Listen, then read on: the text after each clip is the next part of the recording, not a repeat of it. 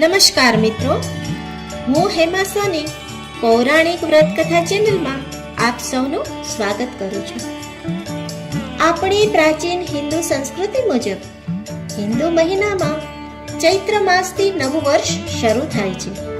તો ચૈત્રથી ફાગણ મહિના સુધી એટલે કે 12 મહિનામાં 24 અગિયારસ આવે છે. એટલે કે એક મહિનામાં 2 અગિયારસ આવે છે.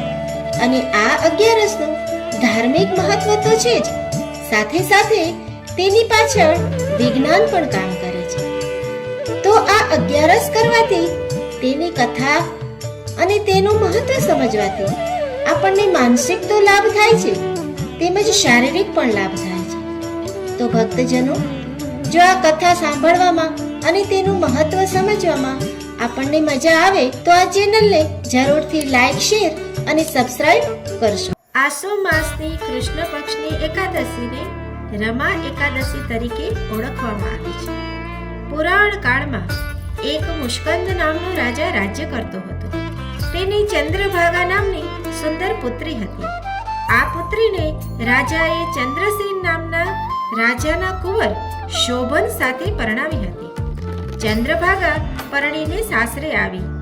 એક દિવસ શોભન તેના સસરાને ત્યાં આવ્યો.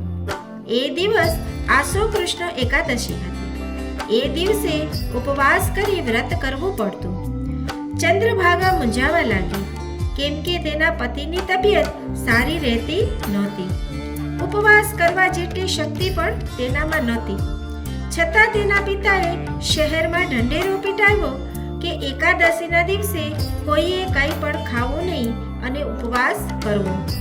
શોભને પોતાની પત્ની ચંદ્રભાગા સમક્ષ આ વિકટ સમસ્યા પ્રગટ કરી. ત્યારે ચંદ્રભાગાએ કહ્યું, હે પતિદેવ, આ એકાદશીના દિવસે મારા પિતાના રાજ્યમાં કોઈ માનવી તો શું, પ્રાણીઓને પણ ભોજન આપવામાં આવતું નથી. જો તમે ભોજન કરશો તો આપણે અહીંથી ચાલ્યા જવું પડશે.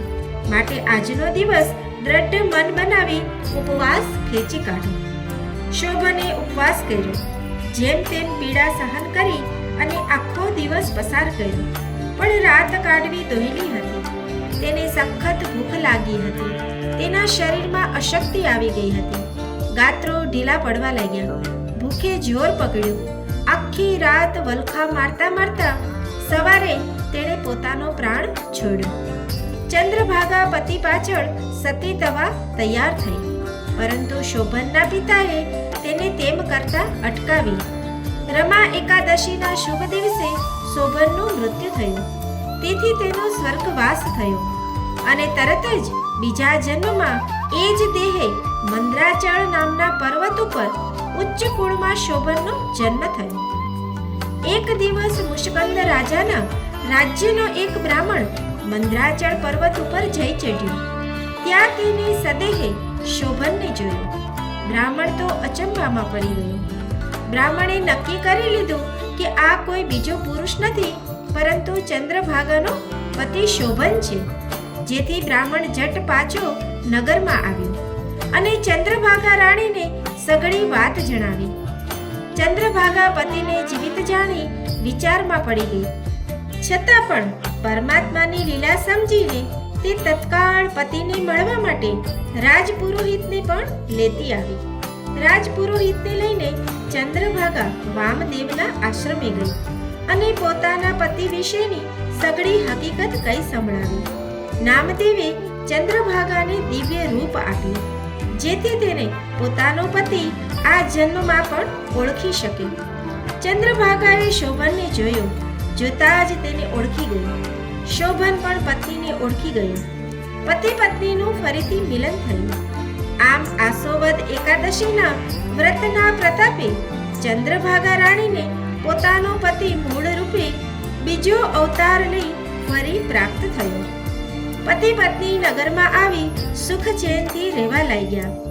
એક દિવસે યોગાનુયોગી આ વાત ફરી યાદ આવતા ચંદ્રભાગાએ શોભનને કહ્યું કે હે દેવ, મારે પિતાને ત્યાં હું માત્ર 8 વર્ષની હતી ત્યારથી આ વ્રતને વિધિપૂર્વક શ્રદ્ધા અને ભક્તિ થકી હું કરતી હતી.